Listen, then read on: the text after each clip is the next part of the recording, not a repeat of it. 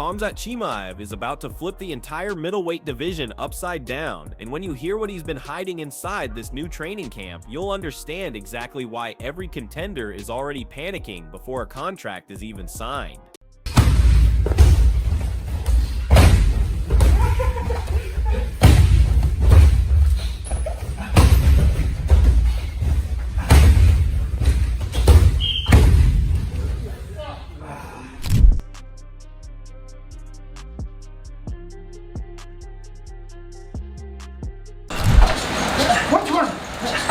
Good, come on. There you go. 117. Yes, go. Come on. Catch 120. Khamzat is back, but this isn't the reckless berserker everyone thought they understood. This is a colder, sharper, deadlier version, and the moment those new training clips leaked, the whole division felt the temperature drop. He walks into the gym, and it's like the air gets tighter. Like every fighter watching their screen can suddenly feel their lungs compress. His camp isn't conditioning, it's psychological warfare. Every clip a sniper shot aimed at whoever dares to pretend they're ready. And if you think that's dramatic, keep watching, because in exactly 60 seconds, I'm going to hit you with the real reason these videos were dropped now, and it's not what fans think.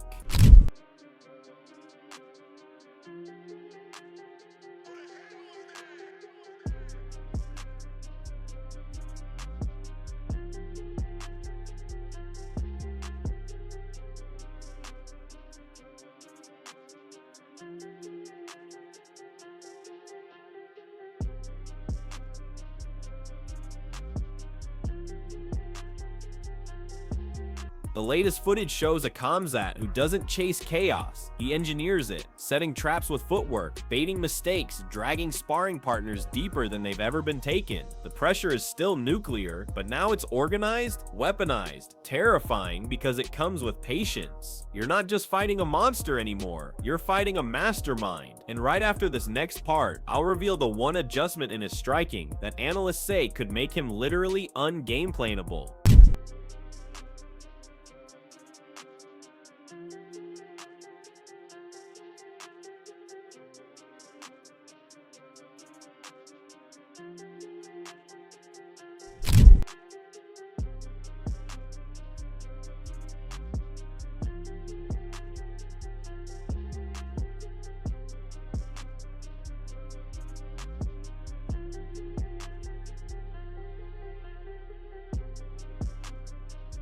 He barely finished celebrating before shouting for the next fight, and that urgency isn't normal. Not for a guy the UFC usually protects, not for a guy who only fights once a year. Dana White saw that spark and instantly tried to push him back into the cage, likely Abu Dhabi, where the heavyweight title already headlines the card. But Dana wants one more explosion on that night, and Khamzat is the nuclear option. Middleweight fans threw names like Fluffy Hernandez around, but he's booked. Others yelled for Imavov, who's waiting for his Paris showdown. All of that means one thing: Khamzat's presence alone is about to kick down the door of the top 10, and one wrong move from any contender could get their whole career rearranged overnight. How about for Khamzat Chimaev and Dricus du Plessis as we revisit our main event? What can you say about Khamzat Chimaev's dominant performance? What about Chimaev being so calm when he was up here with us? He won a gold belt that I dedicated my life to. He won a black belt after he won the gold belt. I mean, not for nothing, this was his night, and he had already moved on. He was already looking for who's next. He's already talking about turnarounds, and I want to make money.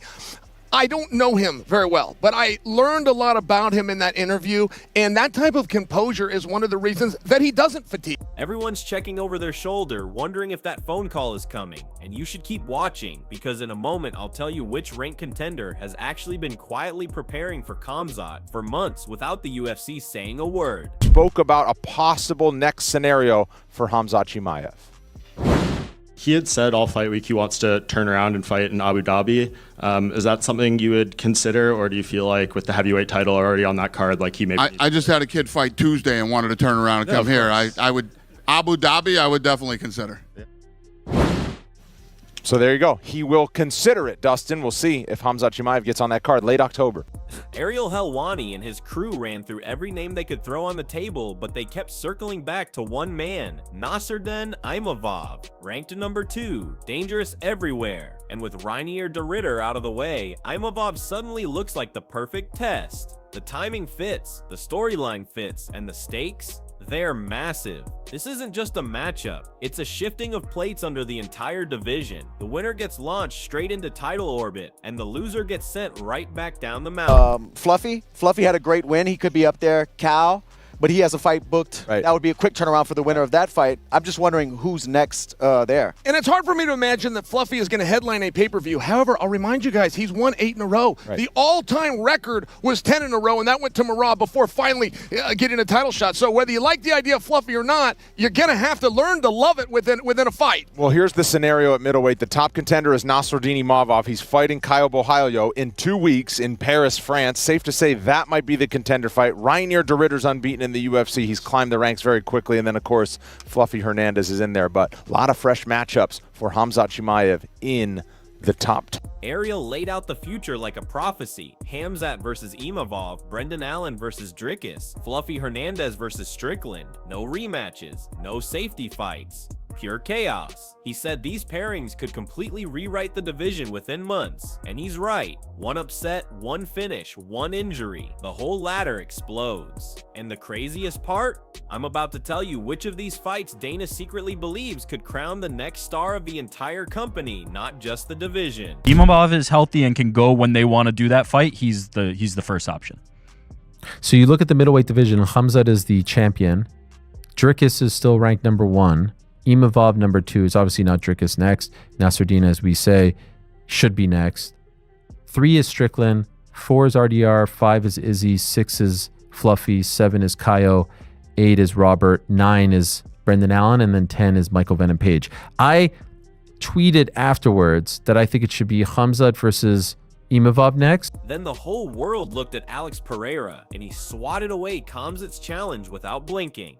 Zero interest. Zero negotiation. Zero hesitation. The super fight every fan was frothing over? Dead. Pereira shut the door, locked it, and walked away. And that denial did something unexpected. It sharpened the spotlight on Khamzat even more. Because if the king won't entertain the challenger becomes the storm that everyone else has to survive. Allen and Fluffy fought not that long ago, so I don't know if we have to see that just yet. And I like the idea of Fluffy getting a big fight against Strickland. If he wins, he should then be next. Meaning next after the winner of Khamzat versus Imavov. And then if Strickland wins, now all of a sudden he's right back in the mix. DDP needs a fight against a big name, but not someone who is next to derail that guy, because you don't want to put DDP in a position where he's next for Khamzat Chimaev because he just got thoroughly beat down. Inside Khamzat's camp, everything looks like it's filmed inside a thunderstorm. Every round is violent, hungry, almost desperate, like he's smashing through invisible versions of his old self. Every punch is thrown like he hates his own last performance. The crowd watching these clips isn't just entertained, they're glued to the screen because it feels like every second is showing an evolution happening in real time. And stay right here, because his coach recently revealed one sentence about this camp that changes everything you think you know about Khamzat's mindset. That's awesome. Last one from me. I don't know if you're aware of this yet, but middleweight champion Khamzat Chimaev has called you out and said that congratulations, but now you guys need to finish your business. Are you aware of what business that is, and are you interested in him moving up to fight you at this stage? Obrigado pelos parabéns, mas eu quero uma super luta, igual eu falei, pô, quero lutar nos pesos pesados. Então, só agradeço só pelos parabéns. Thanks for congratulating me, but all I want is a super fight. I want to fight at heavyweight, but all I can say is thank you. This is no longer the hungry kid fighting upward. This is the final boss. This is the guy you build a strategy for, only to rip it up after watching 10 seconds of new footage. Fighters are watching Khamzat evolve, and you can see the panic in their interviews, the hesitation, the we'll see what happens tone that only shows up when your brain is screaming that something is off. His dominance doesn't appear on fight night. It builds weeks before in the sweat, the clips, the whispers.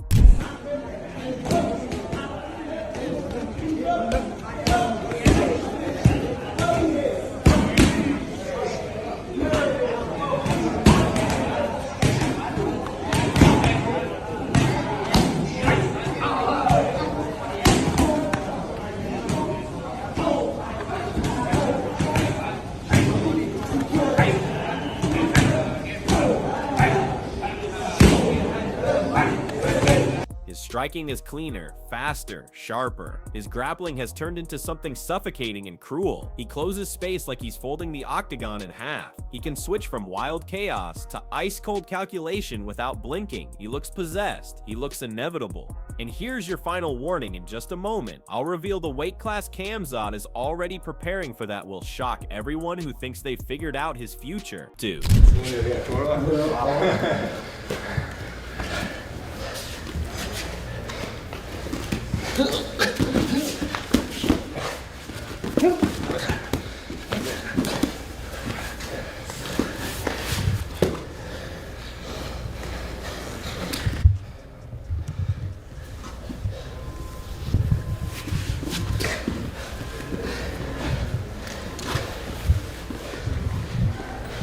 Because he's not just eyeing the middleweight throne, he's openly talking about storming light heavyweight, where every punch is a sledgehammer and every opponent is a giant. And he doesn't care. Insiders say he's already told his team he wants the biggest, nastiest names at 205, no tune-ups, no warm-ups, straight into the fire. He believes he's built for it right now, and all he's waiting on is the UFC to pull the trigger.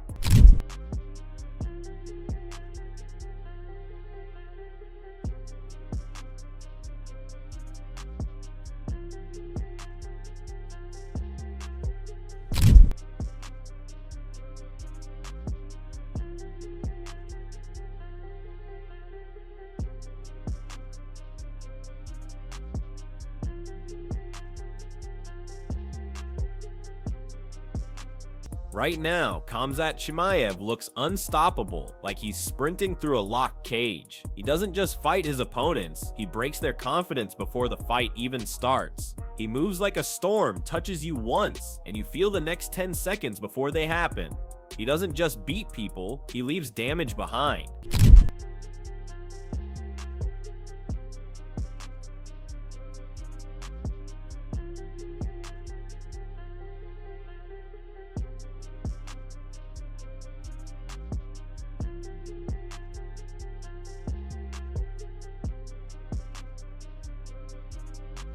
And as fans argue over his sparring clips and the savagery of his training sessions, the truth is obvious: he's smarter than before, more calculated, more dangerous, more patient. This isn't a problem for the middleweight division, it's a crisis. The division is wide open, fighters are scrambling, and the UFC is staring at a puzzle with only one answer and a dozen terrified challengers hoping it's not them.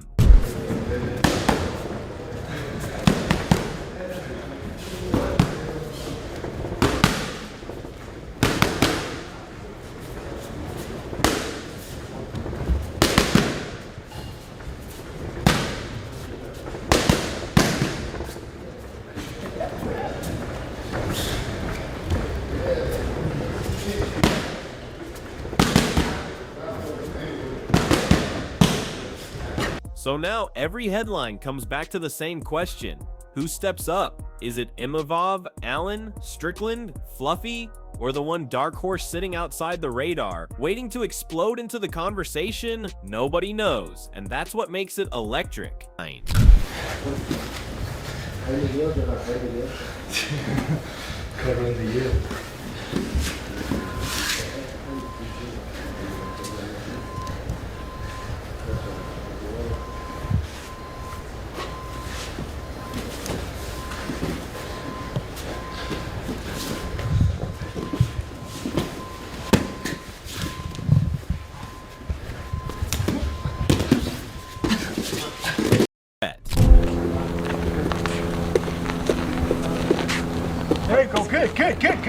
Ha!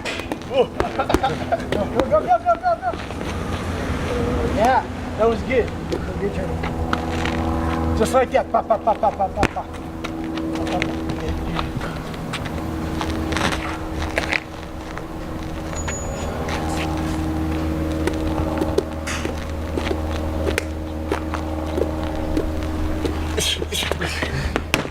Because when Khamzat returns, this won't be just another fight, it'll be a moment, and the entire MMA world will be locked in. Hit subscribe, smash that like button, and tell me in the comments, who should Chimaev fight next, and who actually has a real chance of surviving him?